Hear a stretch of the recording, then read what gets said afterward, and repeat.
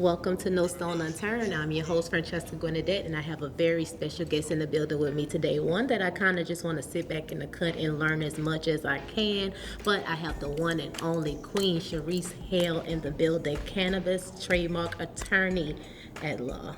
Thank you for being here. Thank you. Thank you for having me. I'm so excited to be here. I really am. I just want to dive in. Okay, enough of the small talk. Okay, so just to start off with myself, Yes. a lot of people, I like to stay behind the scenes a lot, but now I'm starting to learn that I need to come out more of that hiding and just get out here in front of people and let the people know that I'm here. So I'm Queen Chareese Halie. I am a cannabis and trademark attorney. Well, cannabis trademark and copyright attorney. So that's all intellectual property. So I'm also known as the veiled lawyer for obvious reasons, for part of my culture. But a lot of people know me as that, like, oh, the lawyer with the veil. So I just took it and I ran with it. And that's actually, that's actually trademarked. So I trademarked that as well. So the cannabis thing. A lot of people are so surprised when they hear that I'm in the cannabis industry, and a lot of people want to know, how did I get into the cannabis industry? How did I get to become a cannabis attorney? I'm fascinated, actually. First, I like to tell people there's no such thing as a cannabis attorney. You're an attorney who practices these particular areas of law in the cannabis industry. So I really practice business, entrepreneurship, and intellectual property law, but most of my clients are in the cannabis industry. Got it. Because there's no such, you have the cannabis laws and all of that, but it's no such thing as, oh, this is exactly what a cannabis law attorney does, because there's so many different areas. You can do real estate, you can do environmental, it just goes on and on and on, and you're just kind of concentrating in the cannabis area. Yes, so I do business, entrepreneurship, and intellectual property. But how I got into the cannabis law industry, this is something that nobody knew about me until I got into law school. Okay, so my third year of law school, I didn't know what I wanted to do. Okay. Because I'm like, oh my God, I took out all these student loans. I'm in my third year of law school. I don't know what I want to do. I was at Southern University Law Center, my only choice, the only choice. And so, right now, she's the Associate Vice Chancellor, Marla Dickerson. Wonderful. I love her with everything in me. She came to me and she was like, Chareese, we starting this new program for cannabis law, and I really think you should take this class. And I just didn't really even think about it. Now, to rewind, okay, so I'm trying not to get emotional about this. So essentially, I grew up in the cannabis industry, but I never sold anything. So I am the daughter and granddaughter of legitimate certified Louisiana kingpins. So I grew up around that lifestyle, but I never was in it. I was always, and thankfully my dad and my granddad, they never put me in any types of situations, but I was always nonchalant about what people would call a dope game. It was something to where I was just like, well, it happens, that's just something that's there, but this is what I want to do, take the educational route.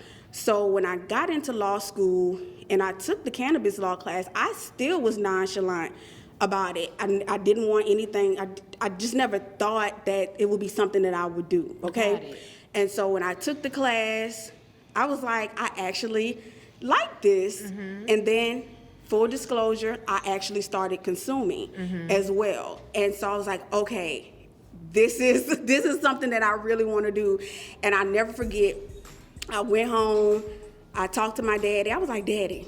He was like, what? I was like, guess what I'm doing? And he was like, what you doing? And I told him, he just sat me down and told me everything that I needed to know. Got it. About the industry, and I'll just leave it at that. So they kept you away from it all before that? Yes. And so essentially he gave me his blessings, and he told me how proud he was that I was doing it the right way. So was he feel for initially? So I don't even know if it was more like, how could I tell him? I knew he wasn't going to be upset, I would say this. Okay. But I didn't think that he thought that would be something that I would do.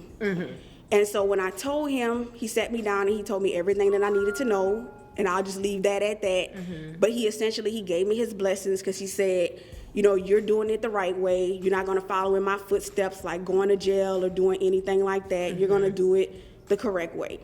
And I've just been doing it ever since. So when people ask me that question, for me, I really have been ancestrally guided to go to the cannabis industry. And my undergraduate degree is in Spanish. I lived in Spain when I was an undergrad at Southeastern.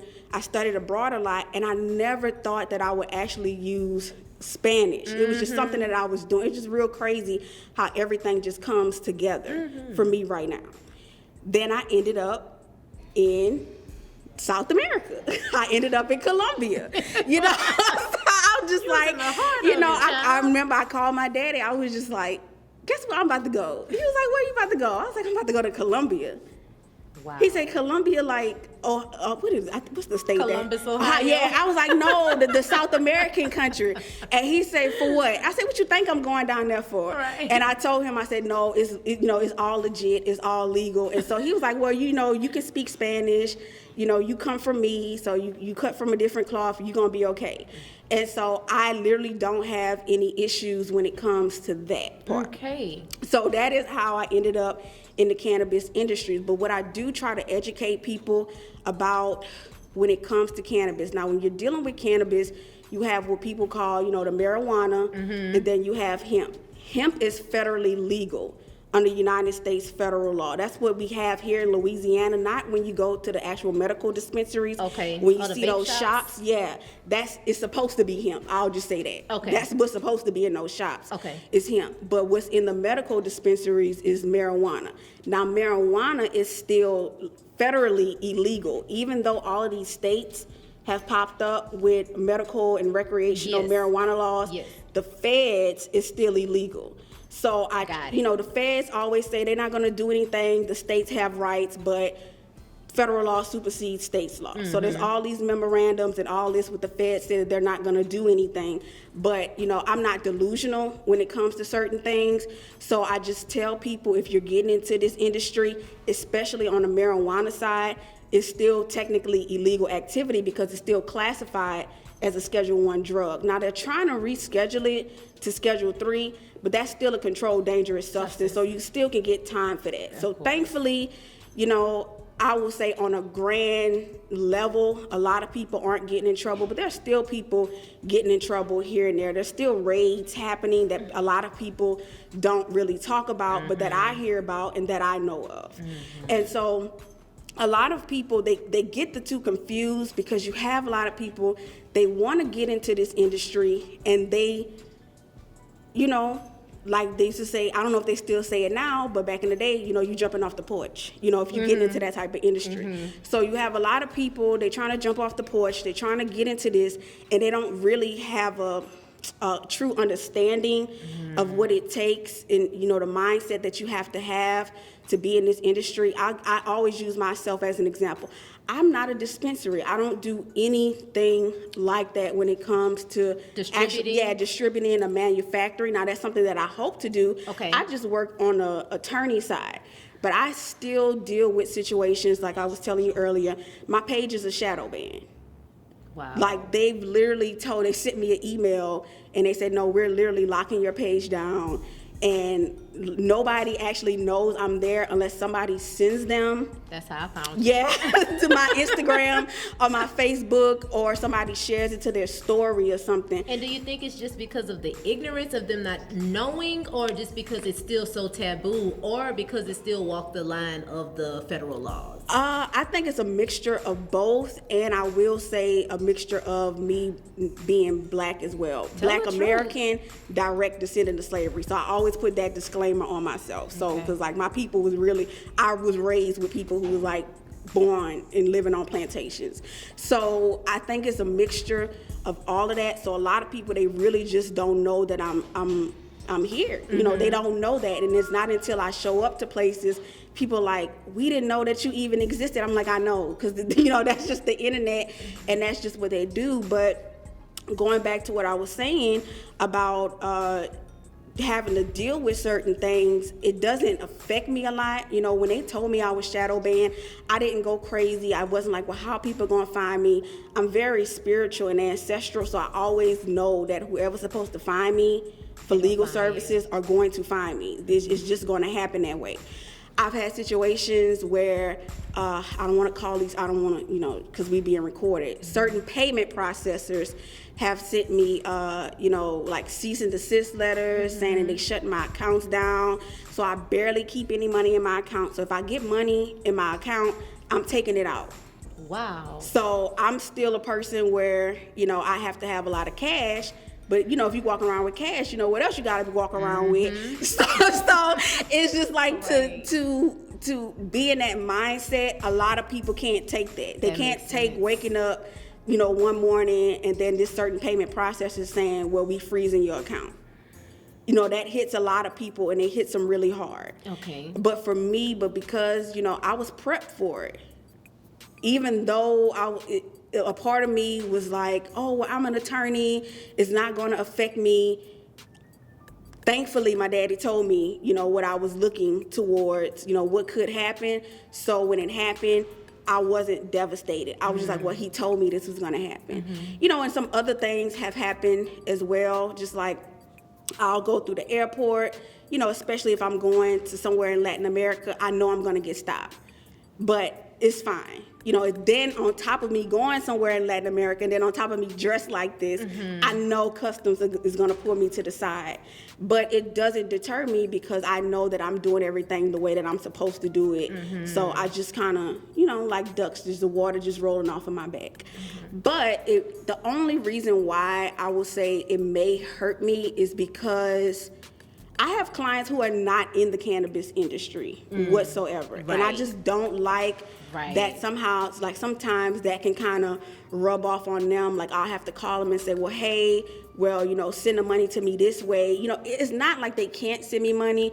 It's more of an inconvenience for them to send me money. Because I never know if my account is going to get shut down. So it's like I'm always moving money here and there. So I do have clients who they don't deal with cannabis at all, and they come into me for trademarks, copyrights, and to help them for their non-cannabis businesses. But when it comes to the cannabis industry, it's just you really have to have a certain mindset. And just to be 100, like we have people who for them it's a fantasy. They've always wanted to live that life like the people in the streets did, but they don't really understand what those people had to go through. Right. And so then you have people that come in here, and then when they start dealing with little small things, like maybe their account's getting frozen, there's people, they'll have these vape shops and stuff. You have anybody just hating on you, calling the police, oh, I think they selling something else, and then the police run up in there, then they scared, they going out of their mind. But it's just like, if you came from that world, as we call it, like the black world or the underworld, you would really understand that just comes with it. The territory. Yeah. So it's never like, every time I go to a so-called cannabis event, I always have in my mind, oh, the police can just run up in here anytime. So I won't be surprised because I know what comes along with that. Then you have people who, one thing that really, really just irks my nerves, besides the people just want to live the drug lord fantasy. That's just disrespectful because we still have people who locked up to this day behind cannabis. Dream. So for the people that come in here and try to play those games, knowing that they'll never experience that is just one of my biggest pet peeves. But then you have people, they don't necessarily want to do that, but they still want to be in the industry, rightfully so. Okay, but they don't understand the amount of money it takes. Right. Because it's still cannabis. Even if you're dealing with hemp, it's cannabis and it costs money. And people, I'm trying to think of the right word to just be as kind as possible and I just have to be blunt and frank. So you have people, they're getting upset that they can't get credit or anything to start their cannabis and hemp business, but we have to take it back to the streets. If somebody fronting you something and they giving you something on, your life is the credit. Your family is the credit. So it doesn't work like that, you know, in real life. And you have people, they just don't get it. You know, they just don't understand how much money it takes. Even for me to become a cannabis attorney, student loans and all that, well into the 6 figures. But that's what I had to go through, you know, to become an attorney and to even get in this space. Okay. But they don't even understand that when it comes to hemp. And definitely not marijuana. You know, you have people trying to get into the marijuana industry, and it's just mind-boggling to me where they just don't understand the concept that money comes along with this. And it always has, and it always will be. But also, cannabis is a sentient plant. So I also, you know, some people consume it for however they want to consume it, but I consume it for spiritual and ancestral reasons. I actually wait for I know this may sound crazy to people, I actually wait for the plant to tell me to consume it before I consume it, because I really have a connection with it. So cannabis will actually know your intentions, okay, from seed to production. And it's eventually going to come out in your business practices as well. So if you have people who are trying to... So it starts as a seed? Yes. Okay. So if you have people who are essentially trying to prostitute the industry and prostitute the plant, and they're trying to have this drug lord fantasy and all that, you're going to see that. You may see them coming out with a big bang and getting all this money, but they're going to have a hard crash and a hard fall. And we see that a lot with a lot of the big name cannabis businesses that have popped up, that have now gone bankrupt, but technically you really can't even go, but I'm not even going to get into that. Is it because they have to produce it so fast? So they have to produce it, a chance for it to actually grow? Correctly. Okay. So anytime, traditionally, when you consume cannabis, it's supposed to be for spiritual and medicinal purposes, not just to necessarily get high. That's a side effect. You're gonna get high. It is what it is, but it's also for spiritual and medicinal purposes. I get a lot of pushback from this because I tell people that there's really no such thing as recreational use, because anytime you're consuming cannabis, it's always going to be for a medical reason. So even if you're saying I'm trying to have fun and de-stress, that's a medical reason. Like stress is a medical terminology. Okay. But I'm not against it, because I'll never like step on the industry like that. But I'm my own woman. So I tell people it's all medicinal. So if you have people just doing silly things like consuming something 80%, 90% THC, that's crazy. And then you have to really get into the science, where when you start to extract things with actual machinery, you're starting to get into synthesizing. Yeah, and that's when you can... Organic. That's when it can borderline turn into dope, okay? And we start seeing people who start having serious issues with THC, where they have to no longer consume the plant, or they may have to go to a 12-step program like Marijuana Anonymous, which is real, okay? So you have to look at things like that as well. When you consuming cannabis, you can't really buy it. You know, you really have to look at it like the so-called black market. The people who were going to certain, even for the other things, not just cannabis. You knew some people, they wouldn't go to this certain dope man because they knew what would come along with it. You know, they may have ended up sexually assaulted or beat up or something like that. Then I'm gonna go to this person who, yeah, he's selling me this, but at least I know I'm not gonna get robbed. At least I know I'm not gonna get busted upside my head, or I know he's not gonna make me, you know, get down on my knees and do X, Y, and Z. Right. So you have to look at that with the cannabis industry, and that still happens as well. I'm very open about that. I tell people this is what goes on, you know, and a lot of people try to silence me behind that, but then the news stories start coming out, and I'm like, I told y'all this was going on. Because I know I'm right, but you know, people don't like to listen to what I say. But I always tell people, just be mindful of how you consuming the cannabis and who you buying it from. You know, always look at companies that truly, truly have a purpose. You know, why they started that company. Look to their mission statement, not just people putting stuff out there and saying, oh, this got 50 milligrams of THC in this gummy, which you can't even have in Louisiana. But if you go into other places, you know, then you have to really sit down and ask yourself, why do I want to consume something with 50 milligrams of THC in one gummy? You know, and really, really sit down and get to the bottom and the root of that. And that's when you'll see like, oh, this is what the underlying problem actually is.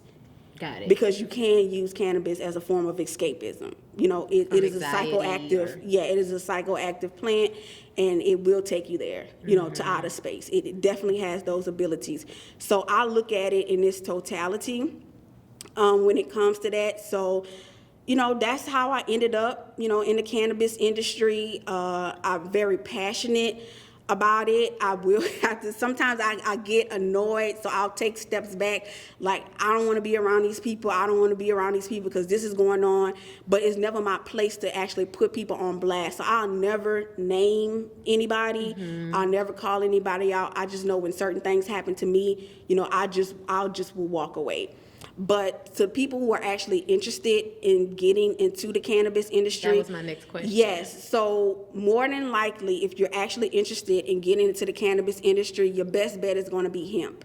Because it's federally legal, you may still have some issues with payment processors. Technically, they're not supposed to do that, but I'm working on drafting some legislation and writing some journal articles to get the federal government to start looking at certain payment processors that are banning hemp companies, because technically it is federally legal. So you can run it through the bank, you can run that money through the bank, and you can do all of that. So really what they're doing by targeting hemp companies is illegal. So I think I need to address the FTC, the Federal Trade Commission, more for that and get them to look at that. But that is a huge issue that we're seeing on the hemp side.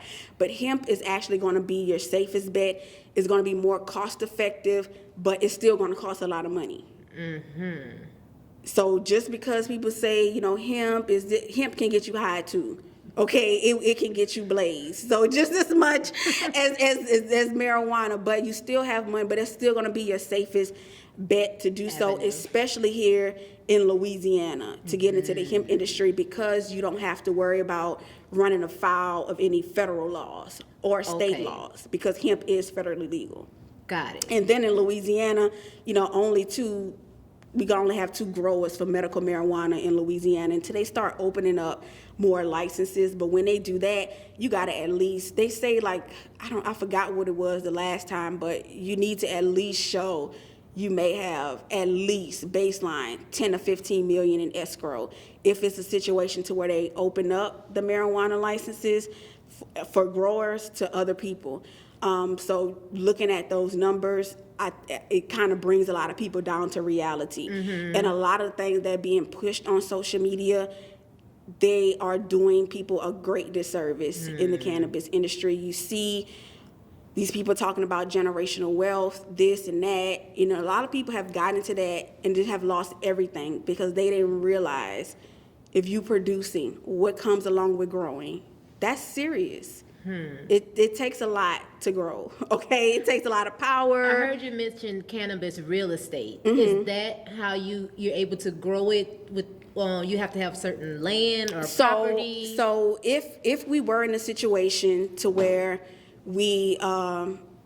they could open up more license for growers for medical marijuana, but hemp you can get a license to grow as well. And a permit to grow in Louisiana through Louisiana Department of Agriculture and Forestry.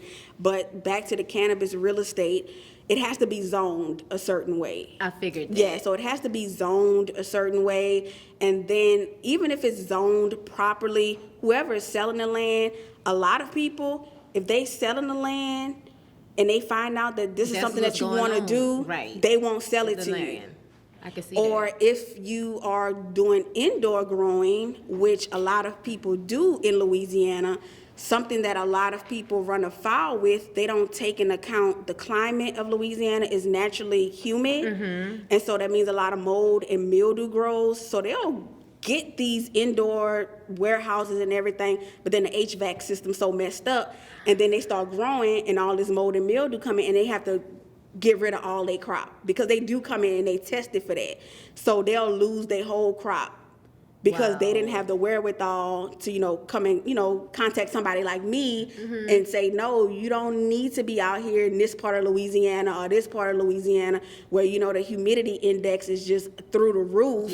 And then you just trying to cut corners and trying to get in there, and you growing and you come in there, you sell somebody some moldy weed, that is not good. It can really mess them up really, really bad. Like psychologically, it can really mess them up. Wow. So they'll lose their entire crop based off of they didn't know that they were supposed to have the right HVAC system. Wow. Would I need like acres and acres of land? So it depends on that... how much you want to grow and what scale. So you have people, they'll get some land and they'll grow. But I also tell people, why would you get land and start growing if you don't have nobody to sell it to? So then you're just sitting there with product and you don't have it stored right because you're trying to cut corners, you know, and next thing you know, it grew right, it did all that, but then eventually it goes bad because you have all of these, you know, this harvest and you don't have anybody to sell it to. So it's a lot of intricacies that come along with it. Everybody, I want to grow, I want to do this. Okay, so after you grow, do you have the equipment to process it? No, I don't have that. Okay, so the average, if you're trying to actually do gummies and things like that, actually produce your own, the average machine to do that, to extract it, you're running a good 20 grand for just one machine. Okay, and then just to be able to produce. Yes, to extract it. Okay. The right way. Okay. To where you can get it in accordance with the laws of your state. That part. And each state have different laws. So you got people, oh, I want to set up shop here. And so you have people who, a lot of people just really running afoul of the law. They really, you know, in a gray area, and, you know, they're going to do what they do. But I know my clients, I tell them what it is. You know, I'll never, ever legally advise somebody to do something illegally. But I'll tell you, if you do this, and I'm telling you not to do it, this is what could happen. This is what's likely going to happen. So you have people who don't think of things on a grand scheme, and then they end up putting all of this money into it, and they lose everything, and then they want to start pointing fingers, but they didn't sit down and really understand. Like, no, this is what I need to do, especially in Louisiana with the humidity that we have.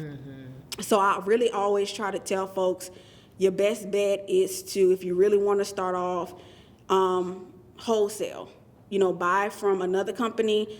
I can't tell y'all because they told me I can't tell people where to go anymore. But I'll just say the state. I can't give actual business names, but I always send people to Oregon. So Oregon has some really, really, I'll say the most organic hemp products that you can find in wholesale in Louisiana, and they still meet the requirements for Louisiana law. So I always send people to Oregon, tell them to look on the Oregon website and just go through the list and call the people there. But that's your safest bet for that. But, you know, when it comes to growing, a lot of people, it just won't work out for them because you have people, they're trying to do this money grab. And cannabis knows. It knows. So people don't believe that. You don't have to believe it. It's a reality. So cannabis knows if you're just trying to grow it to get this, and it's going to pretty much attack you in your sales and your profits. So that's why we see how a lot of people will go downhill.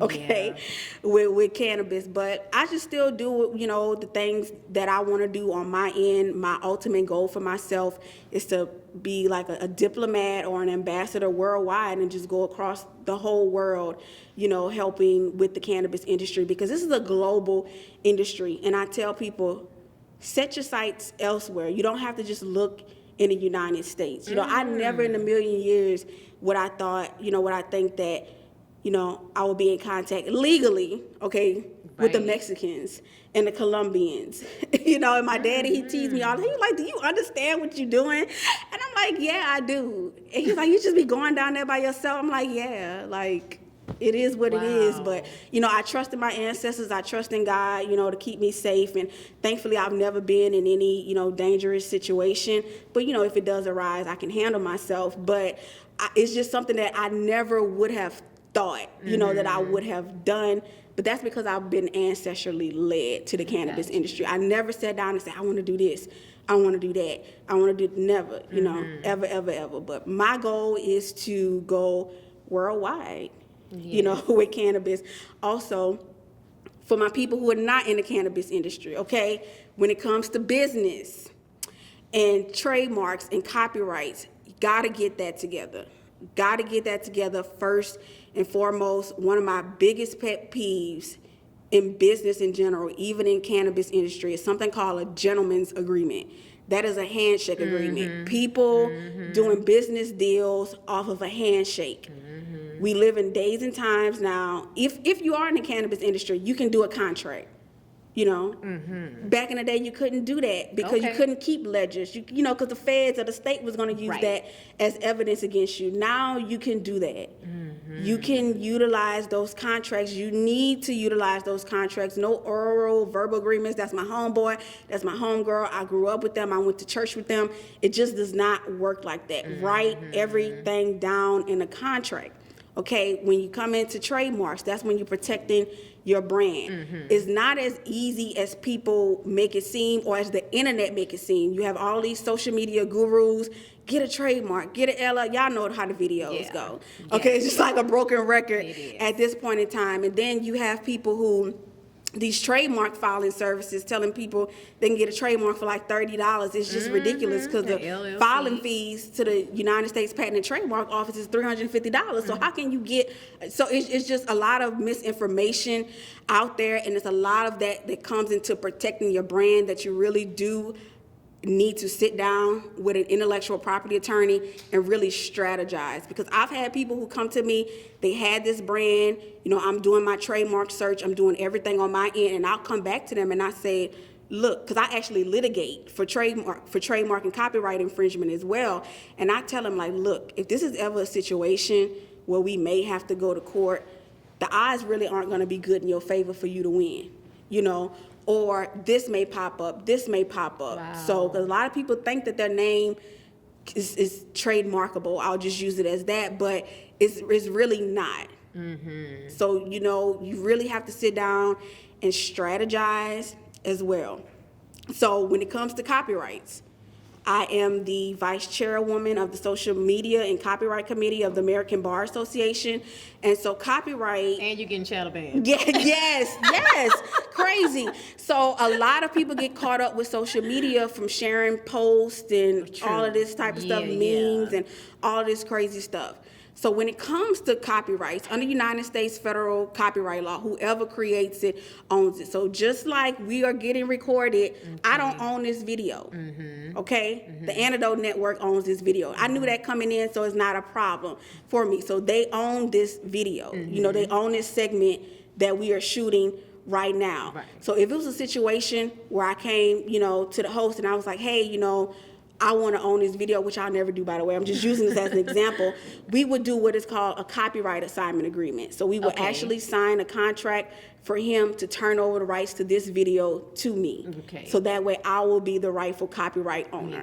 So a lot of people, especially when they're getting social media managers or brand managers, they don't understand that they don't own any of that. And a lot of people get caught up with that and they lose out on so much money because they're doing all this content creation and they're getting all these brand influencer deals and all of this, but they don't own any of that content. And another big way that a lot of people get caught up is with logos. Whoever creates it owns it, unless there's that copyright assignment agreement to say otherwise. And it has to be it literally has to say copyright assignment agreement. And both parties has to sign it. So a lot of people get caught up with logos because most people don't create their logos. Everything that you see on the internet about me, I did that myself because I never wanted to be in a situation to where somebody is owning certain content of me out there on the internet, or I didn't know about it ahead of time. So everything out there that you see, my presence, all of that, my website, I built that, my social media, all of that. I record all of my videos, I do everything because I want to have those copyrights. So a lot of people get caught up like that with logos, especially websites.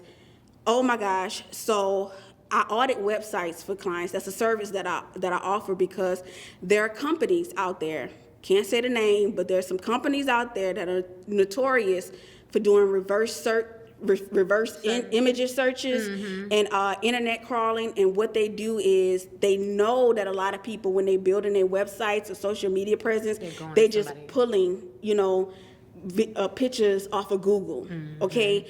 Or you have some people, they may be buying those stock photos. To me, that's a setup.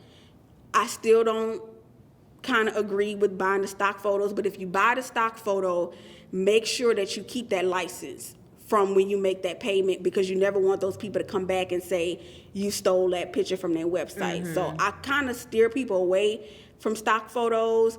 You can actually run a file with Canva sometimes as well. So it's always best to actually get the camera out or work with somebody who has that equipment and do all of these shoots, but also have that copyright assignment agreement as well, because they will find you and they will come after you, because these people don't have nothing else to do but sit out and just do foolishness like that. But at the same time, that is somebody else's property. So I can understand it from that angle. So I tell people, one, I'm not saying everybody online who is teaching about business and, you know, starting an LLC and the copyright and all of that are liars, okay? But the majority of them are, you know, and we see most of what you see on the internet of people talking about their business and their brand is just not true. You know, we just saw with that Ashley Grayson lady who now she doing Fed time for that crazy situation that she did with the murder for hire. But she was putting herself out there as this entrepreneurship guru selling all these courses, and now people found out what really was going on behind the scenes. So you have a lot of scamming going on, and that, I'm not even annoyed. That really hurts me. That really hurts me, because we have so many people out there, especially black people, okay, who really want to do for self, who really want to be self-sufficient, who really want to create something and leave something behind for their children. And they're going to these people and they're getting scammed and they're losing everything. So that just boils my blood to see people leading my folks astray. I just really, really, really despise that. But, you know, their time coming. But I just tell people, just sometimes if you know that you're going into entrepreneurship, it is not easy. Like, I would be a 100% liar if I would tell y'all that all of this is easy for me. It's not. You know, for me to have to say, okay, I'm waking up in the middle of the night. Okay, so let me pull this money out of my account. Maybe let me go to the bank. Well, I live in Baton Rouge, so I'm not gonna go to the bank right now, you know, when it's midnight. So let me wake up first thing in the morning and go pull this out, because I don't know, you know, if they're gonna freeze my account again, or I don't know if this is gonna happen. I don't know if that's gonna happen. And then when I'm actually going to court, you know, you have all different types of factors that play when you're actually litigating. So I have all of these things going on in my head at the same time, where I will be a 100% liar if I said that entrepreneurship is easy, but I'm in it. Yeah. And I just keep going, and I just keep having that faith. Like, seriously, I had to create a serious relationship with my God, my higher power, and just really, really go full force and surrender to that. Because I had to tell myself, if I don't turn this over to God, I'm gonna go crazy. I bet. You know, and because you can get turned every which way but loose in entrepreneurship, because all types of crazy things can just pop up. Your car can break down, you know, you can get sick, something can happen, you know, a client may not pay you. This, you know, it's just all different types of things. But if you have that solid foundation built in addition to your faith, that part, okay, and your belief, whatever your beliefs may be, that is what's going to guide you through. Okay, and that's what's going to keep you focused and going to allow you to have discernment. So when you come across these posts, you be like, nah, I watched that segment on those Stone Unturned. This person sound like a scammer. I'm going to lose all my money. Let me go talk to an attorney, you know, and to see how I can do this the right way. And I have some people, they do come to me after the fact, and all I can do is tell them, we got to start from scratch. I can't do nothing with this, you know?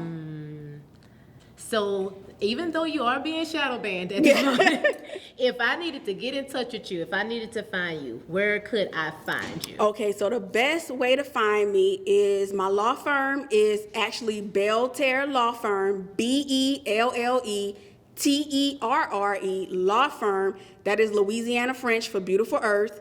And you can simply just Google that. Or you can Google Chareese Halie, Queen Halie. You can Google The Veiled Lawyer.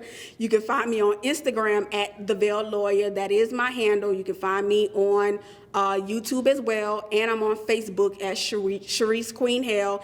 Or you can call me or text me at 225-443-9592. Thank you so much, Queen, for coming on No Stone Thank you for having Unturned. me. I hope y'all have me back again. Enlightened me today. I mean, download of information. Thank you so much, and thank you for what you do too. Thank y'all for It's having good to me. be able to have a woman of color and Thank to you. be able to get the information that we need to Yes. our community in a safe, informative way. Yes. So thank you so much. Thank you all for having me. No Stone Unturned. Until next time, we'll be back. You know who I am. I'm Francheska Gwenadette. Until next time, bye.